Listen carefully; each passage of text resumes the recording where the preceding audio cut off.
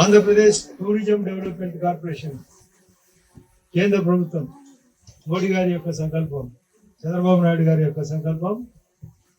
గత సంవత్సరం దాదాపు 5,000 మందితో పైన ఇక్కడ ఈరోజు రాత్రి పక్కన ఆ రోజు పైన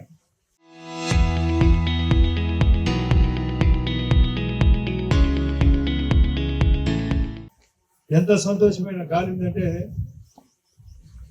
ఘాటి నుంచి ఆ లోయ నుంచి గాలి ఒకవైపు గండికోట రిజర్వాయర్ పడమర భాగాన, కింద మైలవరం రిజర్వాయర్, కోట పైన జమలమూడు టౌన్, జమలమూడు మండలం, ఒకవైపు స్విట్జర్లాండ్ వాళ్ళ యొక్క గాలి మరలు, ప్రశాంత వాతావరణం.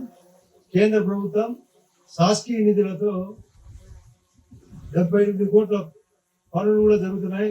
మీరందరూ గమనించారు. చక్కటి రోడ్ వేసాం. మళ్ళీ రోడ్డు ఒకటి గుర్రంశాల దగ్గర నుంచి రౌండ్ అప్ కు మళ్ళీ టెండర్ పిలవడం కూడా జరిగింది.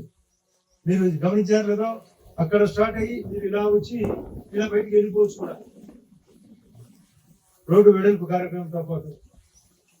కాబట్టి ఈ యోగా యొక్క లాభం ముఖ్యంగా ఇది మోడీ గారు ప్రతిరోజు ఆయన 76 ఏళ్ల వయసులో కూడా అంత బాగా ఫిజిక్ గా ఉన్నాడంటే, అదే కాకుండా చంద్రబాబు నాయుడు గారు కూడా సమ వయసు, ఆయన కూడా ఫిజిక్ గా ఉన్నాడంటే కారణం ప్రతిరోజు 1 గంట పాటు వాళ్ళు యోగా.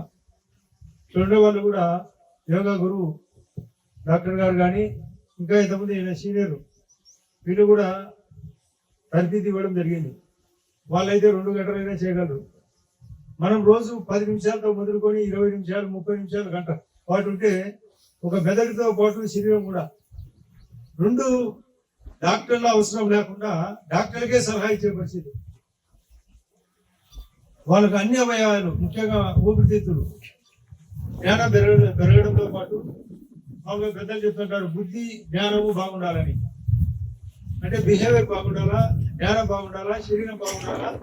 సంపూర్ణ ఆరోగ్యంతో ఎప్పుడైనా మనం చివరి దశలో అయినా చనిపోయే దశలో అయినా ఆరోగ్యంగా ఉండాలంటే ఈ యోగా చాలా ఉపయోగం. అందులో 8 కార్యక్రమంలో ధ్యానం కూడా ఒకటి 7వ భాగం. అది ధ్యానం ఒక 10 నిమిషాలు ధ్యానంగా ఉంటే అంతా అంతరాత్మ ఊపిరితో పాటు ఏక విధాది